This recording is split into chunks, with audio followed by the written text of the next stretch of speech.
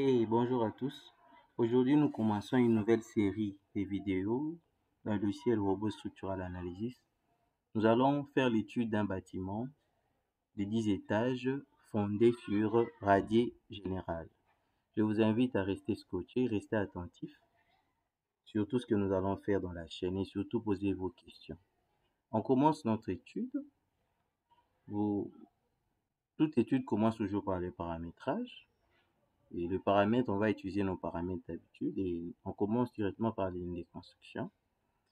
Et pour le radier, on conseille qu'on utilise un peu un décalage puisque, pour faciliter la zone de travail. Nous allons décaler notre radier par rapport au bâtiment, à la surface du bâtiment, d'1 mètre de chaque côté. Raison pour laquelle vous voyez le -1 là, on commence par -1 carrément. Et à partir d'ici, nous avons 14 qui sera répété 3 fois. Et à la fin, on met encore un débordement. Sur Y, la même chose. On commence par -1. Là, nous prenons ABC. Et nous avons 7 répété 3 fois. Enfin, on remet 1. Sur Z, on va rien toucher. La hauteur de notre niveau étant de 3,20 m, on reste comme ça. Oui, ceci est notre cas. On vient ici maintenant pour paramétrer les étages. Au niveau des étages, on clique sur définition manuelle, 3,20 m bien sûr. Là, je supprime ça carrément, 3,20 m répété 10 fois.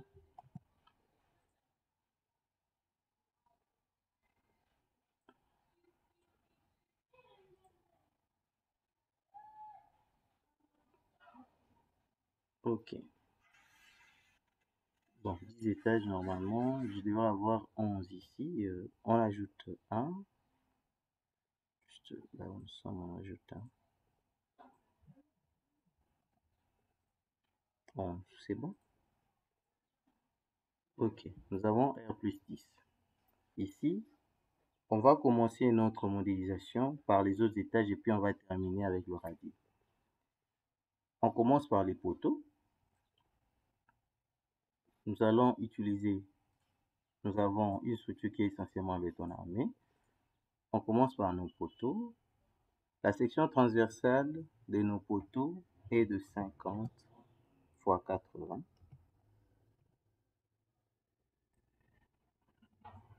Et là, on va cliquer. Le sens, c'est en bas. Je clique là, là, ainsi de suite. Je vais cliquer partout où il y a des intersections.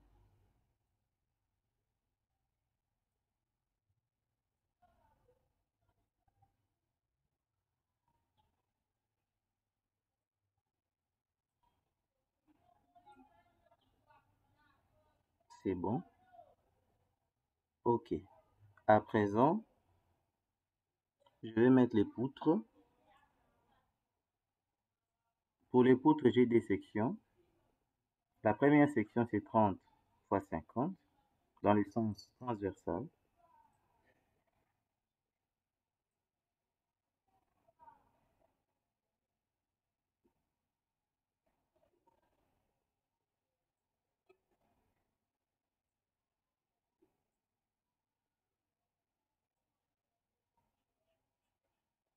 Et j'ai une deuxième section dans le sens longitudinal.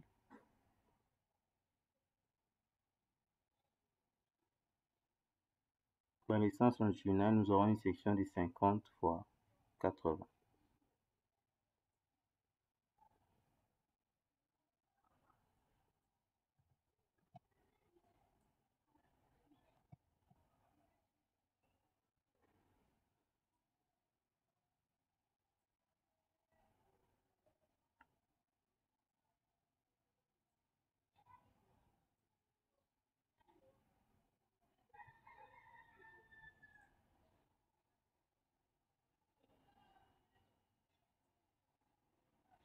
je rappelle qu'on va modéliser la structure sans tenir compte des éventuelles ouvertures, en supposant que les ouvertures seront dans une structure à part carrément.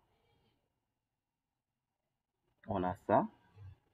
Et là, on va maintenant mettre la dalle. On va dans structure pour être direct.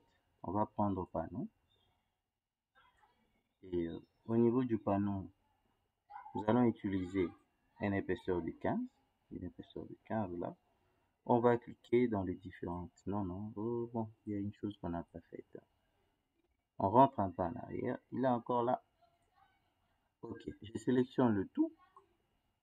Je vais scinder sur édition, intersection. Je scinde et là, je sélectionne toutes mes barres. Je vais le remettre en poteau. Ce sont des poteaux carrément, de poutres plutôt. Et là, je reviens sur structure, panneau. Ok, je vais cliquer maintenant à l'intérieur. Avant, je n'avais pas délimité comme tel.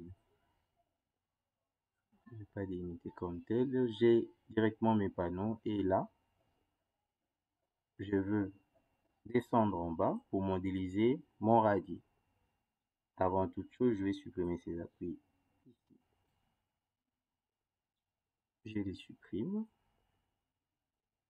Mon radier va déborder. Le radier est une dalle, bien sûr, mais la particularité est que c'est en contact avec le sol. Lui, il faudrait tenir compte de l'élasticité du sol. Et cette élasticité, on en tient compte de deux manières. En définissant le matériau, et la deuxième manière, c'est en considérant l'appui carrément comme l'appui élastique. Mais entre les deux, je vous conseillerais d'utiliser la deuxième, de mettre l'appui comme appui élastique, parce que là, ça va nous permettre de trouver, de voir même le diagramme de la répartition des contraintes. Donc, c'est l'effet de l'élasticité sur notre radie. On peut voir ça. Mais par contre, si vous insérez ça dans le matériau, vous n'allez pas remarquer cet impact-là, c'est-à-dire la manière dont la dalle réagit en fonction des coefficients d'élasticité qui sont appliqués dessus. J'ai déjà mon radier. Bon, le radier ici, j'entre là pour voir comment j'ai démodélisé. Mon radier à 130 cm. Bon, là, j'ai exagéré un tout petit peu, hein, parce que pour dimensionner le radier, il y a une condition qui nous dit que la distance entre les poteaux doit être strictement supérieure ou égale à L sur 20. La distance, la plus grande portée de là jusqu'à là étant de 14 mètres. 14 mètres en centimètres, ça nous fait 1400. Et divisé par 20, j'ai carrément 70. Donc, je peux utiliser un radier de 70, de 80, de 100, d'un mètre. Donc là, ça dépend. Et là, dans cet exercice, on a pris 130. On s'est inspiré d'un exercice contenu dans l'ouvrage Tonnier, carrément, Tonnier 1. Et c'est cet exercice qui a du radier qu'on a répliqué ici en prenant les mêmes conditions. Et nous allons aussi prendre la même charge d'élasticité du sol. C'est ce que nous allons prendre. Donc, ok, on pouvait toutefois baisser.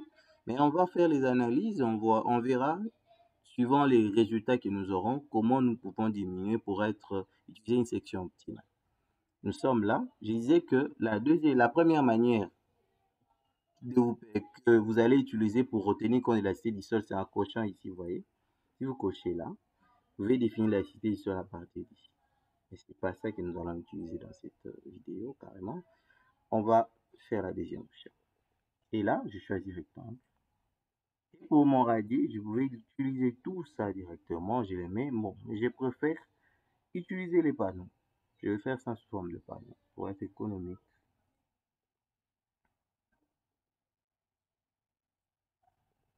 Pour être économique parce que ce sont la distance entre les poteaux qui a déterminé ça. Et je vous rappelle qu'il y a plusieurs types de radiers. Nous allons utiliser un radier plat.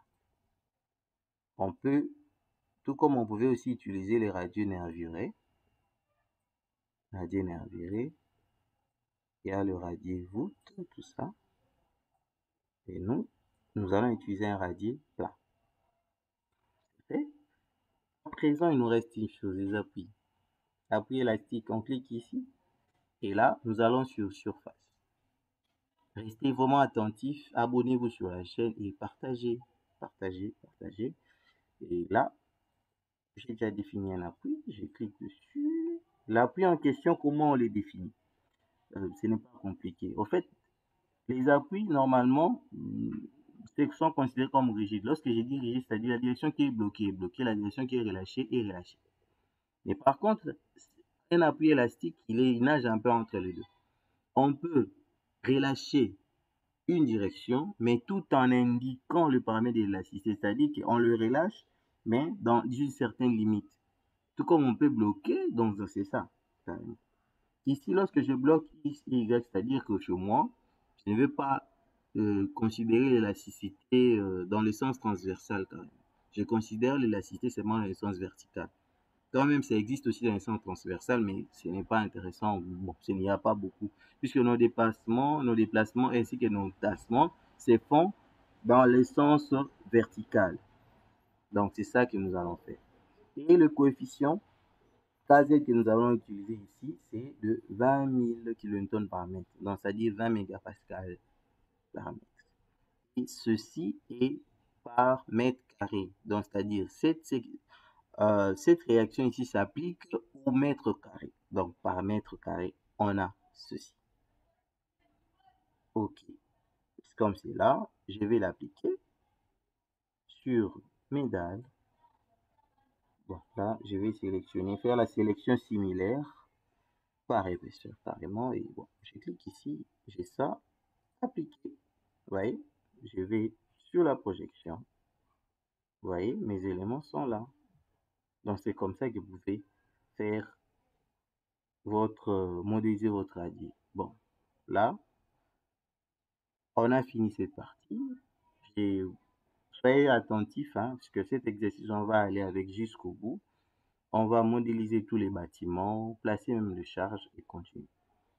Bon, là, j'ai un peu précédé parce que on va continuer. Merci beaucoup.